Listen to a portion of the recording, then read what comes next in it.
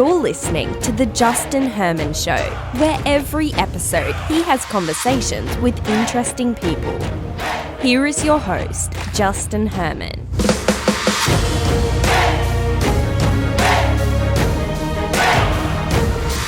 Hey everyone out there, it is Justin, and this episode I'm really excited for. We have Jocko Willink. He is a leadership expert. He is a former Navy SEAL.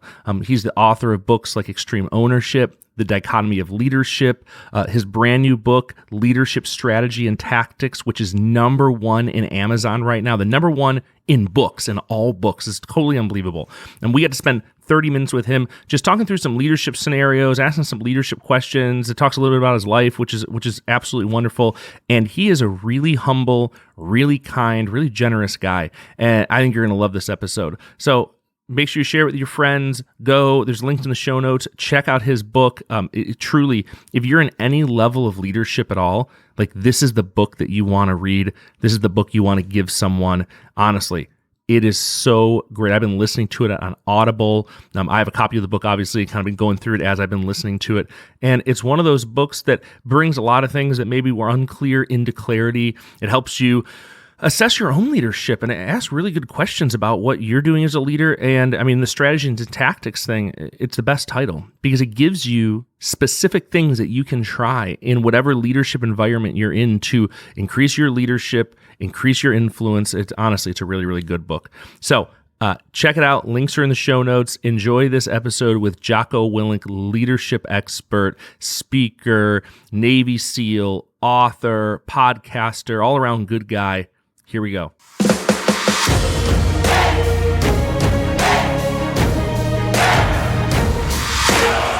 So I'm here with the legendary Jocko. How's it going, man?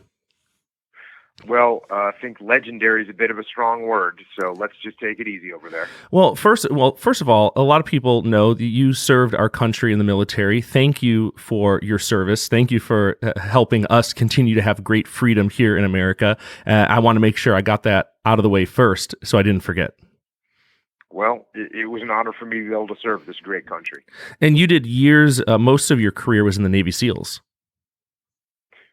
I actually did my entire career. I mean, I went in through boot camp and then went straight through SEAL training, and I spent my entire adult life in the SEAL teams. My gosh, that's just so incredible. We've had on some other Navy SEALs, Jack Carr, who I know you know. He's been on your podcast before, and it just the SEAL leadership culture has always blew me away. And a lot of it comes out in your new book, which I'm really excited to talk about: Leadership Strategies and Tactics. What prompted you to write another great leadership book? Well, I have a leadership consulting company. I have my podcast where I talk about leadership a lot. And as I work with companies, as I get questions for my podcast about leadership, I hear the same questions over and over again. And so I realized that there was a little bit of a disconnect between the principles that I wrote about in the book Extreme Ownership, the principles that I wrote about in the book The Dichotomy of Leadership, and that people have a hard time sometimes taking those principles and applying them to what they do every day. And so what I did was I took all the tools and the techniques, and I took all the strategies and tactics that I use for leadership. I put them all into one book, and then I put that book out. So when people have a leadership issue, they can open up the book, they can find the problem that they're having, and they can find the solution to that problem. Did you have this expectation or this vision for your life post the SEALs that you were going to become the sought after leadership guy for, this generation? Or did it just happen, just one thing happened after another, and then you found yourself in this place of influence that you maybe didn't expect?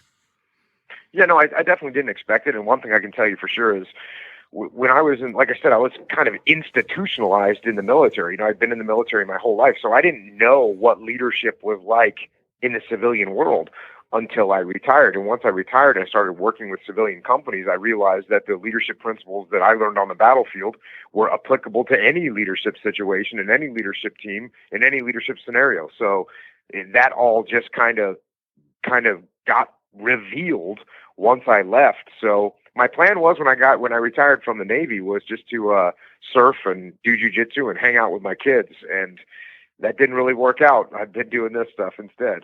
So side question before we get into the deeper leadership questions and scenarios that have been sent in.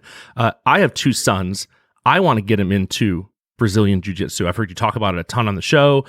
What age is the right age to start exposing them to that? Usually, I think it's good to start around birth. Oh, and that's then perfect. Go from there. That's perfect. But by the time they're 5 years old, there's generally some schools that will accept kids at 5 years old. I hope you got them the kids' books that I've written. You know, they talk about jiu-jitsu a lot and how important jiu-jitsu is. So I've had a lot of kids that started jiu-jitsu because they read those books. But yeah, around 5 years old, they should be able to go into an academy and start to take classes. I live in Orange County, so I got to find the right place for young kids in Orange County. I haven't started looking yet. They're like 3 and 4 years old right now. Yeah, you can wait a little while. So I want to get into some questions, some scenarios. I've read through your book. I got an early copy. Thank you for that, by the way. Hashtag your publisher. Thank you. And it blew me away. A couple big messages blew me away. The message of relationship and humility hit me like a brick to the head. Because for a guy that is, the big, tough, strong leader, and they can command troops in Ramadi, the fact that you lean in with humility is one of the biggest things you need as a leader caught me off guard. Now I've read some other stuff, but I thought, maybe this is going to take like a different direction, more of like an aggressive direction.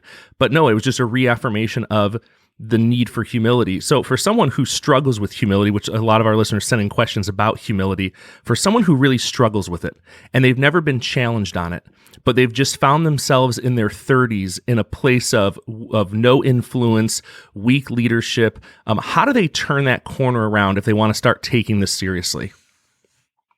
Well, if you find yourself in a position that you don't want to be in, if you're not humble, then you'll blame everyone else for you being in this position. If you're humble, you'll look at yourself, okay, I ended up here. What can I do to fix it? And the minute you take that attitude of what I can do to fix it, that's when you start moving in the right direction. That's why humility is so important. If you're sitting there thinking, well, you're doing everything perfect, it's the world that's all messed up, then you're never going to make any changes and you're never going to make any progress. If you're in an organization, maybe you've been there for a while and it's been the place of all of your woes per se, it's the woes that you've caused yourself.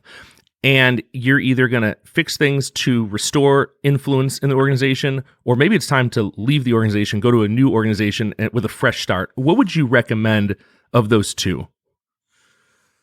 It depends, and so there's something that happens with people below you in the chain of command. Let's say you got someone that's not performing well. Well, you coach them and you mentor them and you try and get them to move in the right direction and they still don't improve. So you go a little bit harder, you escalate your counseling, you actually get to a point where you go even harder, you write them up, you explain to them that if they don't do their job, they don't make these improvements, if they don't make adjustments and corrective measures, then you're going to fire them, and then they still don't do their job, and guess what? You fire them. That happens, right? Yeah. It happens. It also happens up the chain of command too. So you do what you can. You work, you try and build a relationship with your boss. You try and gain influence with your boss. You perform well so that your boss actually will start to listen to you. Because if you're not doing well, your boss isn't going to listen to you. You got to build that relationship. One of the ways that you build relationships is by your performance. So you do that. You keep doing well. You start to outperform other people. Now you become a top performer and you're still not getting any influence over your boss. Your boss is still dictating things that don't make any sense. Can it get to a point where you say, you know what, this guy is unfixable? Yeah, that can happen. And when it does happen, you put together an exit strategy. You just don't get emotional and quit. You put together an exit strategy. You find some other opportunities. And then when the time is right, you very gently explain the situation and you move on. You talked about Delta Charlie in the book as an example of a great leader. I've been around leaders like that, the ones who pick up the broom, start cleaning, and nothing is above them. Again, for the leader who they haven't led with that kind of reputation, then they pick up your book and they're like, holy crap, I'm the other guy. I'm the guy that, the guy that almost caused the mutiny and got removed from command. I'm that guy. I want to be more like the Delta Charlie, but I feel like no one's going to take it seriously. If I pick up a broom, everyone's going to they'll be surprised, but they're also kind of roll their eyes because I've just been such a bad leader for so long. What would you say to that person? Well, yeah, if you've been a bad leader for a long time, you've established your reputation as being a bad leader, you're not going to be able to correct it overnight. But you better get started because it's not going to correct itself on its own. So, yeah, picking up that broom is a good idea. When you talk about relationship, what are some of the ways that you would say stepping into a new organization, you can start building relationship with people? Is it going out to dinner, having meals? Is it, having meetings that you're not just talking about shop, but you're just talking about life? Like, what are some of the examples you'd give to build that relationship, that rapport? One of the best things that you can do when you want to build relationships with someone is support what they're trying to do. So someone comes up with an idea, you're new to the organization, someone comes up with an idea, it seems like a good idea, cool. Say, hey, how can I help you out? How can I support you? That's how you begin to build relationships. That's how you begin to build trust, is by helping, listening to what other people have to say, and then supporting them. So using that example, coming in new to an organization, we got a scenario sent in from one of our listeners. Here's the scenario: they were hired new into this organization to create change. The department they're taking over is stagnant. Everyone kind of sees it except for the people in the department. They think everything's going fine. So there was an honesty issue with upper management and the boots on the ground guys in the department. They bring this guy in to initiate change, get things moving in the right direction. And so the ideas that he's hearing or the things that they're working on are the exact things that his bosses want him to put an end to change. How do you go about doing that when there's, how would you recommend that person go about doing it when there's maybe a disconnect between upper management, what the boots on the ground guys are hearing, and then what your responsibilities are from upper management? It depends on how badly the team is actually performing. If a team is performing horribly, you may have to step in very aggressively, make some bold changes, be very blunt with everyone about what's going on, because you need a little shock value when you roll in there. That's a pretty extreme example. The other end of the spectrum is you take over a team that's performing well, then you can kind of sit back, you observe for an extended period of time. You don't want to change anything drastic at all because they're doing their job right. So in those cases, you move kind of, more slowly. And of course you observe, you see what's going on. And eventually you say, hey, maybe there's some things we could change, and that's fine. So those are the kind of two extremes. One is very laid back, very hands-off, and that's when you got a good performing team. And the other one is you got a bad performing team and you're going more aggressive and pretty blunt. So what this question is, needs to figure out where on that spectrum this situation is. Is the team performing so badly that we need, a very aggressive approach? It's probably not performing that badly, but, it sounds like it needs a little bit more of a straightforward approach of, hey guys, here's what's going on. Now, what you have to be careful of, if you start talking to the team and say, hey, you guys are all jacked up and that's why I'm here, they're immediately going to get defensive. You're not going to be on their team. Yeah. So in a case like this, you want to make sure that you approach it in such a way that you become part of the team, because you're going to have more influence over the people if you are actually part of the team than you will if you ostracize them, you alienate yourself from the team. You're not going to have as much influence, and it's going to be much harder to get them to move in the right direction. So find that degree of how much directness and how much aggression it takes. Use the minimum force required to start implementing change, and then increase it if it's not effective. Another thing that has come to mind is around the idea of ambition. A lot of people sending questions about that, and me personally, I have thoughts about ambition. How do you have the tension of strong ambition for the future, vision for your life, and when your skill set, what you want to do, and how to do that in a situation that maybe you don't want to feel like you're running over people. You don't want to be the self-promoter that kind of makes it all about you, but yet you have this ambition. Where do you see the leadership line in ambition in an organization? How to do it well?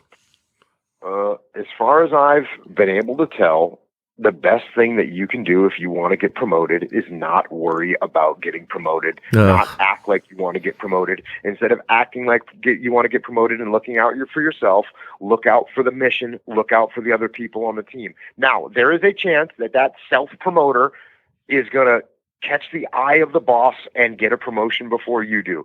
I get it. That can happen sometimes.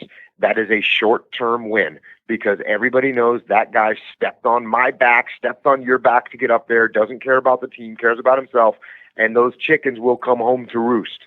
What you want to do if you want to get promoted is do a great job, take care of the mission, take care of the other people, put the mission and your teammates above yourself, and eventually you will be recognized when it comes time to need leadership promotions.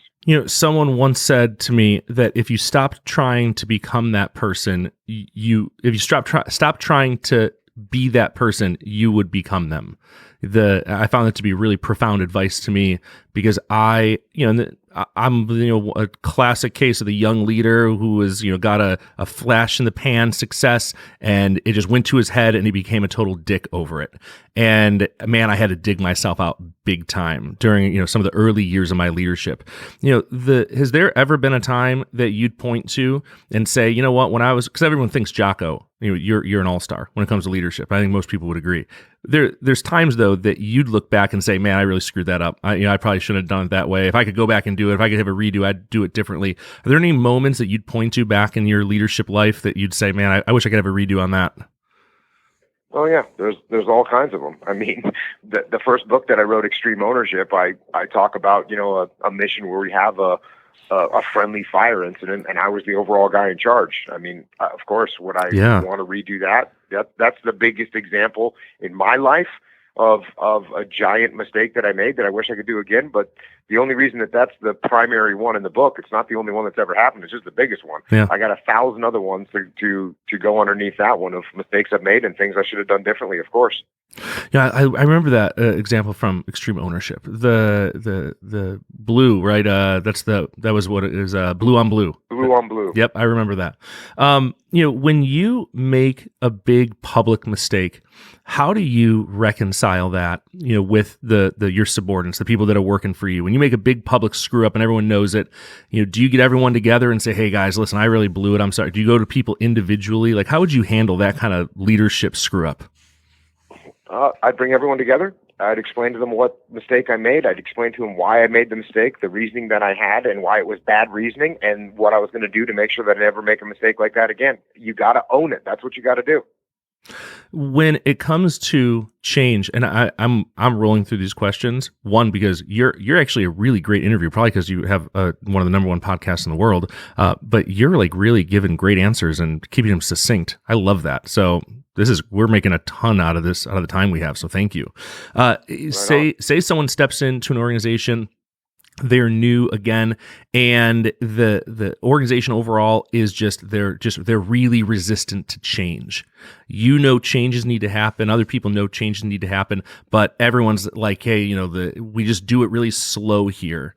You're not a slow moving leader. How does that person slow themselves down in order to be responsive and to fit into the culture of that organization while still leading in a healthy way?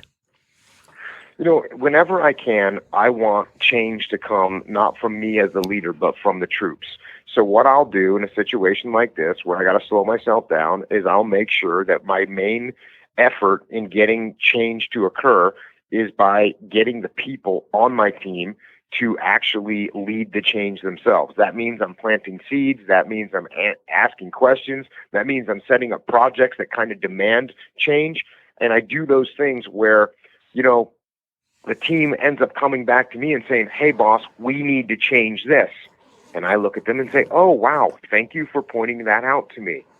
When the reality is I planted that seed, I set this up, and it's change that I'm starting, but I'm not the one that's forcing it. My team is actually going to make it happen for me. So anytime you can, you want to let your subordinates come up with a plan on how they're going to change. And you do that by A, asking questions, and B, putting them in positions where change is necessary. You talk about in the book leaders being born or made, and I'd love for you to unpack that a little more. When it comes to hey, are leaders born? Are they made? How do we get a leader to be grow and be a better leader? What are some more things you'd unpack about leaders being born or made? Well, listen, everyone's got certain levels of leadership capabilities, and we're not all created equal, right? Different people. There's some people, they've got incredibly strong natural leadership talents. They're super articulate. They're very charismatic. They can simplify things very easily. They're smart. There's a bunch of things that will make you have a higher propensity to be a good leader. That's a fact. Now, no one gets, every quality that a good leader should have. Everyone is going to have weaknesses. That's the way it works.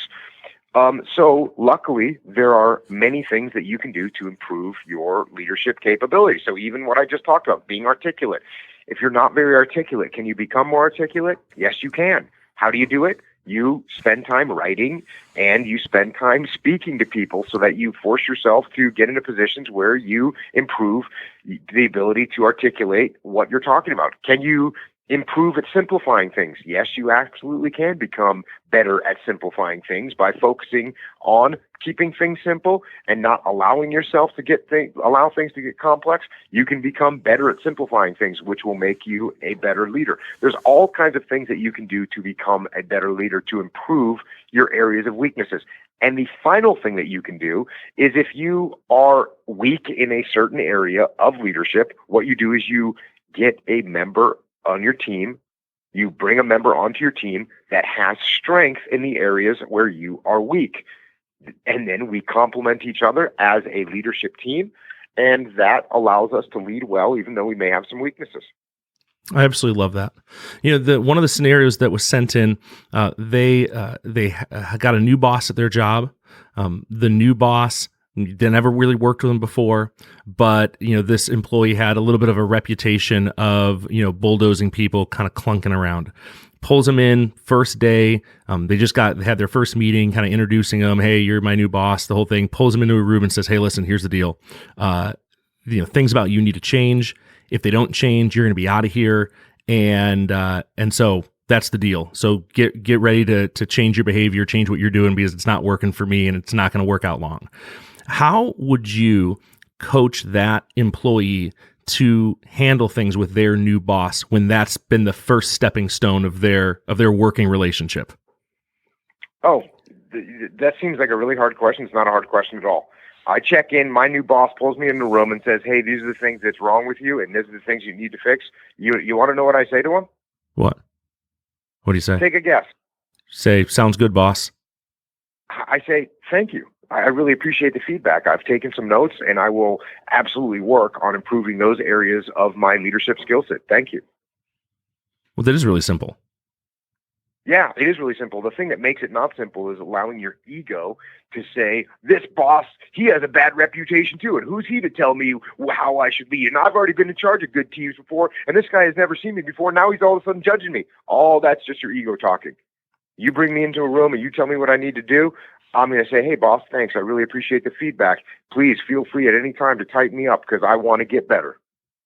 Okay, so I see the ego thing, but what about the other side of the thing, the relationship side of the thing? If you want to build a relationship with someone, and I'm just playing the other side just for argument's sake, you want to build a relationship with someone, well, that's maybe the worst way to start building a relationship with someone. First day, you lean in with a bunch of criticisms and tell them if it doesn't work out, you're not going to be here anymore. I feel like that's like counterintuitive to building relationship, strategy. Well, wait, you're asking me if that's a good way to start off building a relationship by attacking someone? Yeah, I feel like that's a bad way to do it. That is a bad way to do it. Okay, good. Of course. Good. But if you come to me and you attack me, and I want to build a relationship, what should I do? Attack you back?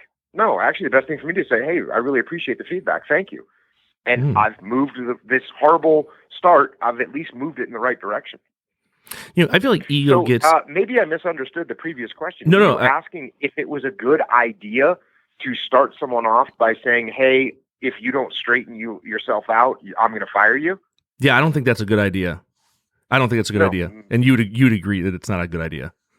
But for the employee... I thought you were asking how I would respond to that. Oh, no, I did. I just jumped to the other side really quick.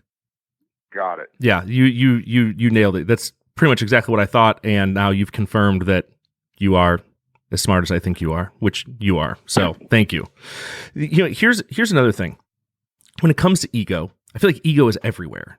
And it definitely inside me sometimes, and I'm sure it's inside people that I work with, and we try and keep it under control, but it comes out at the worst times.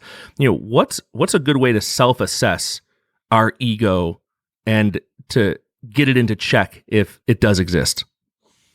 I would say if you pay attention to your emotions and you pull the thread on the various negative emotions that you feel, you will find at the base of that thread they will be tied to your ego. So if you're mad at someone, if you think someone is doing a bad job, if you're offended by someone else's plan, if you think someone else has a big ego, if you start pulling the thread on that, when you get to the bottom, what you're probably going to find is that it's actually your ego. You share that story in the book, the CEO of the young CEO, big guy, NCAA player guy, Yep. Smart, got a bad vibe from him, yada, yada, yada, and you checked yourself, and it was actually your ego that was getting in the way, not his. I found that to be a really compelling story. Actually both. It was actually both of our egos, but I can't control his ego. I have ownership over my ego, so I subordinated my ego, gave him some compliments, and I didn't mean it. I wasn't doing it like, hey, I'm just doing this so I can win this little battle. No, I was doing it because legitimately he was doing a great job. He was a respectable and a formidable human, and the only thing that was keeping me from saying anything respectful to him was my own ego. So I subordinated my ego and said, you know what, this guy's a formidable human being, and I respect him, and I told him that, and then his ego went away, my ego went away, and we became friends. But yeah, you have to put your ego in check for sure. When you live in California, so do I. Do you find there to be, and you travel around the world, do you find there to be unique leadership questions or topics, issues that come up regionally, or in general, do all leaders kind of struggle with the same stuff? Leaders struggle with the same stuff. What's like the number one thing you're currently hearing as you do your consulting and assessing of leaders? Like what's been like the most current thing that you've been hearing and questions you've been getting? Because I work with such a broad range of companies, the problem is that people have problems with their leadership, and their ego gets in the way. They blame each other. They don't cover and move. They don't keep things simple. They don't prioritize and execute. They don't use decentralized command. Those are the things that I've written about are the problems that people have, and they're pretty universal. Yeah. If you you obviously run your company, and you do this, your great podcast, and you consult, and now you're doing this the whole book tour for your new book. How do you find personal balance in your life, having wife and kids and friendships that have nothing to do with the business stuff you're doing? How do you keep it all balanced and healthy when you have so much going on? Prioritize and execute. When something comes up, like when I've like this new book come out, there's a book launch, there's a lot of work to do. I mean, I barely even talk to anyone in my family. I might talk to my wife once every other day. For this week, I probably talked to my wife 3 times for 3 minutes each. And you know what? Because I have a good relationship with my wife, she knows exactly what I'm doing. She knows why I'm doing it, and it's no factor. So, and then when I get home, and I'll be home for 2 days, and I'll spend some time with my wife, and we'll have a good time. You have to prioritize and execute. You also have to make sure that you don't get out of balance, because if you focus too much on your work, you'll look up one day and your family will be gone. And if you focus too much on your family, you'll look up one day and your business won't be correct. So that's why you have to check yourself each day and make sure that you find balance in your life. People ask me, how do you find balance? You find balance. You pay attention. You're aware of where the demand signal is. And as the demand signal increases with your family, you got to lean towards your family. If the demand signal increases with your work life, you got to lean towards that. What I really like to do is stay ahead of that demand signal. That's the goal. Is as soon as you sense any demand signal from work or from life or from health, you lean into it immediately so you can not get out of balance. You've been on some really awesome podcasts. I heard you on the Ben Shapiro show one time. I heard you on Joe Rogan. The episode you did with Tulsi Gabbard was amazing. What are some of and these are more lighthearted, what are some of like just the fun things that you're doing that you still look in the mirror and you're like, I can't believe I'm doing this right now. Like, this is unbelievable. You just never expected it. I mean, everything is like that, and it's always been like that for me. I mean, when I was in the SEAL teams, it was like every day is an unbelievably great day. Now I'm doing this. I mean, I just wrote a book. It's #1 on Amazon. It's every day like feels like that to me. Sitting in a room with Tulsi Gabbard and Joe Rogan or Ben Shapiro or Tim Ferriss or Sam Harris, Jordan Peterson. I mean, and not only those people, but I've been doing these live events around the country, Jocko Live right now, and I'm meeting people that have incredible stories, that have overcome incredible challenges, turned their lives around, dominating in business, joined the military, got out of the military, transition. I mean, just every day meeting great human beings, and that's why I'm doing this. I mean, I've been very lucky and very blessed to have achieved a pretty decent level of success, and if I wanted to, I don't really have to do anything anymore.